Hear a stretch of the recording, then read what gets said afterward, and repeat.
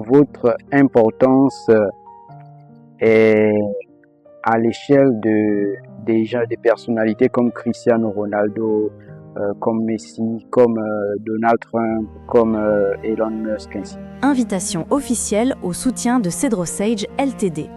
Notre mission est claire, rendre la technologie accessible à tous, former une nouvelle génération d'entrepreneurs et bâtir un écosystème numérique solide au Gabon et en Afrique. Aujourd'hui, nous avançons à grande vitesse et vous pouvez devenir une pièce maîtresse de cette réussite. Si vous croyez en l'innovation, en l'éducation et en la montée en puissance des talents locaux, alors soutenez l'expansion de CedroSage Ltd en effectuant un don, même symbolique. Chaque contribution renforce les outils, les formations et les opportunités que nous mettons entre les mains du public. Comment soutenir notre projet ? En Bitcoin, via la plateforme de crowdfunding Gazer, le lien est en description. Directement sur X, depuis notre profil @CedroSage, en cliquant sur les 2 petits billets à côté de la photo de profil. Ou par mobile money, Airtel Money ou Move Money. Les coordonnées sont disponibles sur demande. Votre soutien, c'est du concret. Plus de formation, un nouveau bureau physique, plus d'outils technologiques, une croissance accélérée du projet. Ne regardez pas l'avenir se construire, aidez-nous à le créer. Merci pour votre confiance et votre engagement à nos côtés. L'équipe CedroSage Ltd. L'innovation est notre héritage, l'audace notre moteur. Et de suite, j'en passe. Donc, quand vous rentrez dans la crypto, vous représentez ces personnes-là, mais de plus près. Vous voyez, vous représentez ces personnes, mais de plus près. De plus près comment? De plus près du sens de dire que votre patrimoine est plus accessible à eux que celui de, par exemple, Elon Musk, parce qu'il se balade avec une grande garde rapprochée. Donc, Danilo, il a certainement commis l'erreur de dévoiler qu'il possédait 200 000 $ en crypto. C'est ça le problème. Il était véhiculé, voilà, parce qu'il a été assassiné, il a été là-bas battu pour qu'il dévoile, il a été kidnappé, battu pour qu'il dévoile ses mots de passe. Et on ne sait pas s'il a dévoilé ou pas, mais je vais faire une autre vidéo en podcast pour vous expliquer un peu avec toutes les informations réunies sur Internet pour que vous puissiez comprendre un peu ce qui s'est passé. Donc, il a été battu pour qu'il dévoile ses mots de passe et brûlé dans sa propre voiture. Donc, voici ce qui s'est passé réellement. Donc, il faut comprendre que la crypto, c'est pas un univers d'enfant de cœur. La crypto, quand vous rentrez dans la crypto, vous devez comprendre une chose. Vous devez fermer votre bouche. Vous devez fermer votre sale bouche qui parle tout le temps, qui passe son temps à dire des montants qui met en danger votre vie.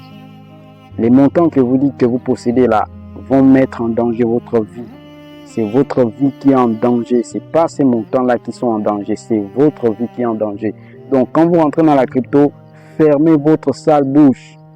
Vous me la fermez, vous travaillez dans l'ombre, vous réalisez des projets et des investissements à gauche, à droite, sans pourtant dire que vous possédez 200 000 $ en crypto, sans pourtant dire que vous possédez 1 million en crypto, sans pourtant dire que vous possédez quoi que ce soit en crypto.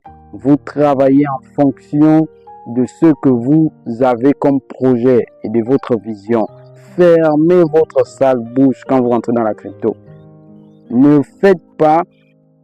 J'étais pris quelque part à l'immeuble Premium, j'étais pris comme ça j'étais pris interrompu dans mon chemin. Je rentrais à la maison, je venais d'assister à une masterclass à la SING.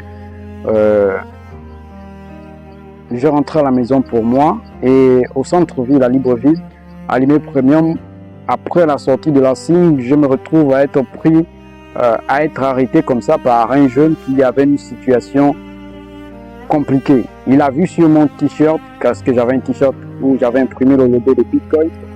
Il a vu sur mon t-shirt que j'ai le logo de Bitcoin, certainement je dois connaître Bitcoin. Il m'a pris comme ça là, il m'a arrêté et il m'a expliqué sa situation. Chacun va venir dans l'écosystème crypto. Ne vous en faites pas si vous n'êtes pas encore arrivé dans l'écosystème crypto. La question, c'est pas de savoir si vous allez venir un jour ou si ça vous intéresse. Non. La question que vous devez vous poser, c'est quand allez-vous faire un tour dans la crypto? Quand allez-vous mettre pied dans la crypto? Et pour quelle raison? Donc lui, sa raison, c'était qu'il avait un problème pour acheter une plante médicinale depuis la France sur un site internet qui n'acceptait les paiements comme Bitcoin. Donc il fallait qu'il achète cette plante médicinale pour sa sœur. Donc il m'a pris comme ça, il m'a arrêté. J'ai sorti du masterclass, il m'a arrêté et il m'a exposé son problème. Et lorsqu'il m'a exposé son problème, il m'a demandé de l'aider en urgence. On a fait ça en 2 jours. Donc il fallait qu'il comprenne d'abord. Parce que c'est pas seulement créer le wallet et puis lancer la transaction, non. Il fallait qu'il comprenne parce qu'il fallait qu'il fasse ça lui-même. Parce que moi, je n'étais pas là pour l'accompagner du début jusqu'à la fin. Il fallait qu'il fasse ça lui-même. Donc, on a fait 2 jours et en 2 jours, il a réglé son problème. Le 3e jour, au 4e, il a reçu son colis qui est revenu de la France. Donc, il faut comprendre que chacun a une raison importante qui le pousse à rentrer dans l'écosystème crypto. Chacun a une raison importante qui le pousse à rentrer dans l'écosystème crypto. Et si vous n'êtes pas encore arrivé à cette raison, si vous n'avez pas encore mis pied dans la crypto, c'est que votre tour n'est pas encore arrivé.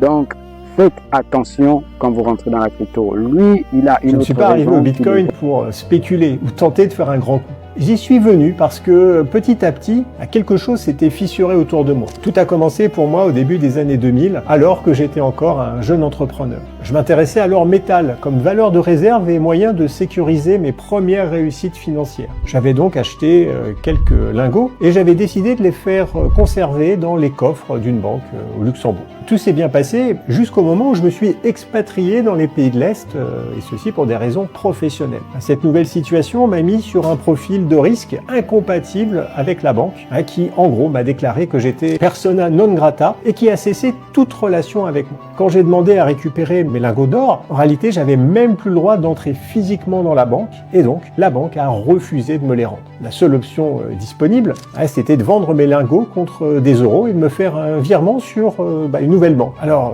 ce jour-là, en réalité, j'ai compris que j'avais commis une erreur majeure d'appréciation en confiant la garde de mes lingots à une banque. Je m'étais laissé confortablement bercer dans l'illusion que j'étais propriétaire de mon or, alors qu'en réalité, j'avais qu'une créance. Je ne pouvais récupérer mon or que si on me donnait l'autorisation de le récupérer. Alors forcément, ma confiance dans le système a commencé à vaciller.